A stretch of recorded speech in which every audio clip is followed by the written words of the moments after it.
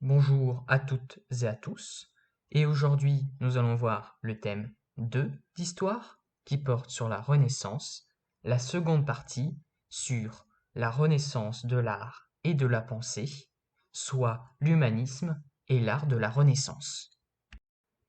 Dans un premier temps, nous allons voir la Renaissance de l'art, mais tout d'abord définissons ce qu'est la Renaissance. La Renaissance, c'est la période de l'art des 15e et 16e siècles qui s'inspire de la pensée et des techniques de l'Antiquité gréco-romaine. Mais d'où viennent tous ces savoirs?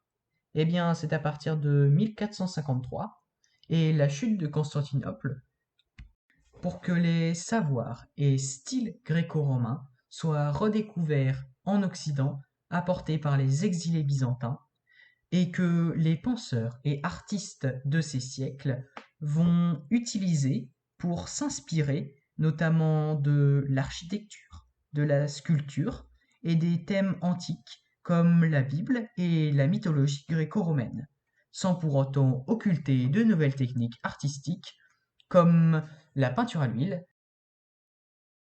Maintenant, voyons le mécénat. Durant la Renaissance, les artistes changent de statut et deviennent de véritables créateurs, engagés par des mécènes. Mais qu'est-ce qu'un mécène? Un mécène est une personne souvent influente et riche qui soutient financièrement des artistes.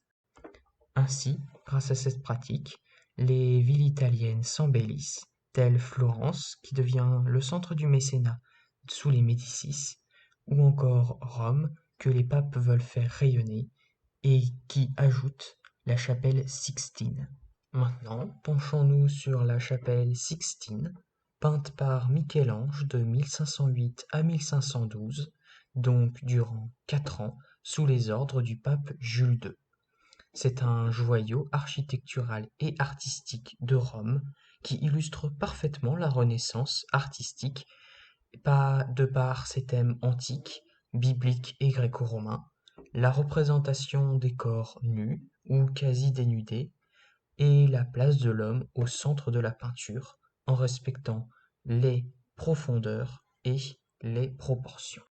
À l'instar de Michel-Ange, il existera de nombreux artistes italiens comme Paolo Uccello, Botticelli ou Raphaël, mais aussi des artistes plus touche-à-tout comme notre bien-aimé Léonard de Vinci. Mais pourtant, la Renaissance n'est pas qu'italienne, mais se répand en Europe via les marchands, les souverains et les humanistes. L'art va à chaque fois avoir des déclinaisons locales. Dans cette seconde partie, nous allons voir les humanistes. Donc, qu'est-ce qu'un humaniste?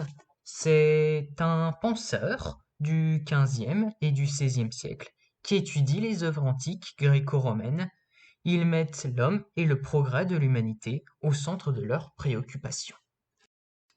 Ils obéissent aux préceptes de l'humanisme, c'est-à-dire l'abandon de la vision négative de l'être humain, et mettent l'homme au centre de tout. L'homme est capable de progrès grâce à l'étude et l'exploration qui permettent à l'homme d'accéder à la sagesse et d'exercer sa liberté en pleine conscience. Il est capable de raison et de faire ce qu'il veut. C'est une vision contraire à celle du Moyen Âge qui mettait Dieu au centre et les hommes de simples pécheurs qui étaient soumis uniquement à la volonté de Dieu. Maintenant, voyons le travail de ces humanistes.